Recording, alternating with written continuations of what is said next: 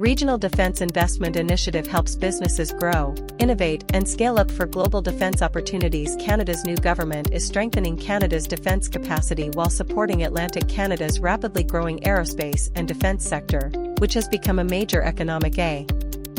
Ottawa, on Fisheries and Oceans Canada has shared its preliminary analysis and proposed course of action with FNC Quota Limited Partnership / Clearwater Seafoods Incorporated and Qikiqtani Inuit Association / Nunavut Tunngavik Incorporated on the court-ordered redetermination involving Greenland halibut.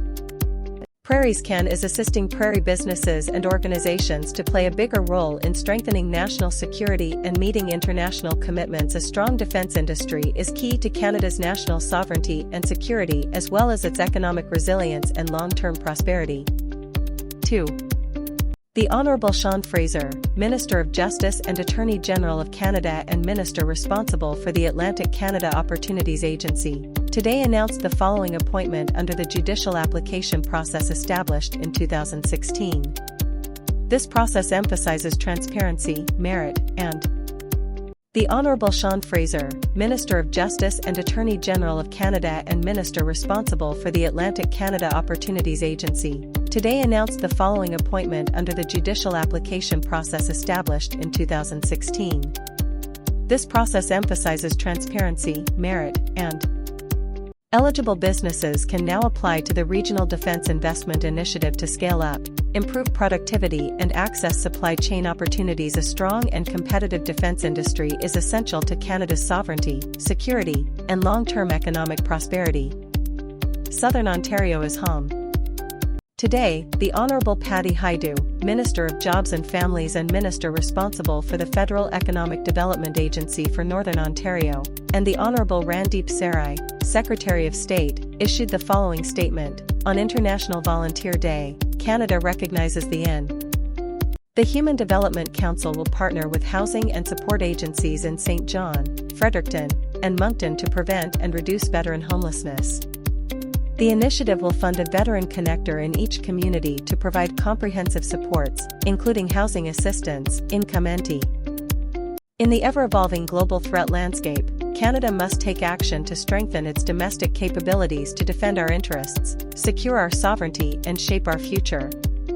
As we continue to rebuild, rearm and reinvest in the Canadian Armed Forces, we are taking bold actions to strengthen Canadians deserve to live in communities that are safe, secure, and free of firearms violence.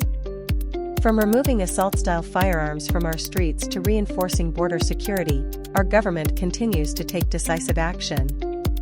I am pleased to announce that the Government of Canada is taking THR. The Honourable Anita Anand, Minister of Foreign Affairs, today concluded her visit to Brussels, Belgium, where she advanced Canada's cooperation with the European Union and participated in the meeting of NATO Ministers of Foreign Affairs. On December 2, Minister Anand met with European Commissioner. During the 16 days of activism against gender-based violence and following the International Day of Persons with Disabilities, the Honourable Reki Valdez, Minister for Women and Gender Equality and Secretary of State, announced $1,333,430 for the Disabled Women's Network Canada for their project. The Honourable Shafkat Ali, President of the Treasury Board, will host an event at Brannan Steel to highlight new measures to help the Canadian steel and lumber industries. The announcement will be followed by a media availability. Time 12 p.m. Location Brannan Steel 12 Tilbury Court Brampton, Ontario. Canada and Mexico share a long-standing partnership built on strong people-to-people, economic and cultural ties. In September 2025, our two countries elevated their relationship through the launch of the Canada-Mexico Comprehensive Strategic Partnership. Guided by the Canada-Mexico Action Plan, IDSE. Minister Hajdu and event participants will be available for questions from the media following the announcement. Funding announcement time 2:00 p.m. Location Nokiwin Tribal Council 384 Fort William RD Thunder Bay, on. Trucking is vital to connecting Canada's vast and expansive territory and bridging our united economies. But tax non-compliancy in the trucking sector has allowed some companies to avoid tax obligations, undercutting compliant competitors and denying workers the benefits and pensions they have earned. Yesterday, the Honorable Maninder Sidhu, Minister of International Trade, spoke with Piyush Goyal, India's Minister of Commerce and Industry. Minister Sidhu and Minister Goyal exchanged views on the Canada-India economic relationship and advancing commercial links between the two countries, Bilden. The Honorable Evan Solomon, Minister of Artificial Intelligence and Digital Innovation and Minister responsible for the Federal Economic Development Agency for Southern Ontario, will make an important announcement in support of innovation in the defence sector. A media availability will follow the remarks by Matthew Chason, Senior Policy Advisor, Competition Promotion Branch meeting of the Senate Standing Committee on Banking, Commerce and the Economy, Ottawa, Ontario. Good morning, Mr. Chair and Honourable Senators. Thank you for having us here today. My name is Matthew Chason. I am a CNEO.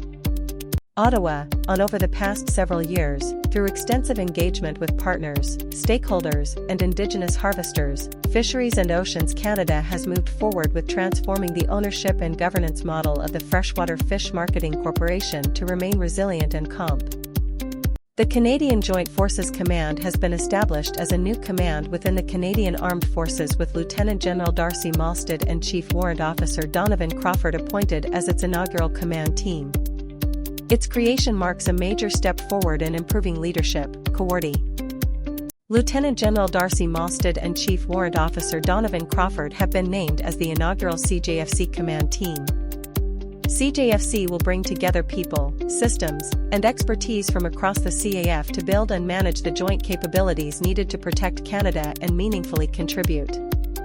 Trade missions promote export growth and connect companies with investors in the UK and Europe. Canada has what the world wants and needs.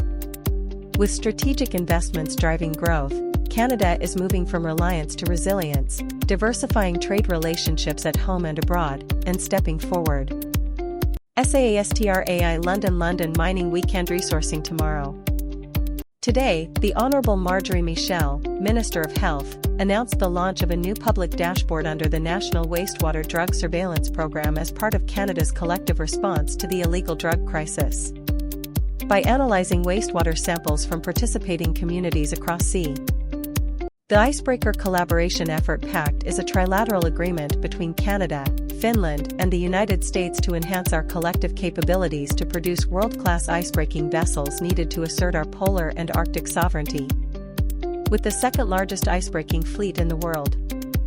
Time 10:00 a.m. AST. Location: Human Development Council Boardroom, 3 RD Floor 139 Prince Edward Street, St. John, New Brunswick ESL 3S3. Today, the Honourable Melanie Joly, Minister of Industry and Minister responsible for Canada Economic Development for Quebec Regions, announced the Government of Canada's intent to contract MDA Space to build, test, and launch an additional satellite for the RadarSat constellation mission. The Kanadi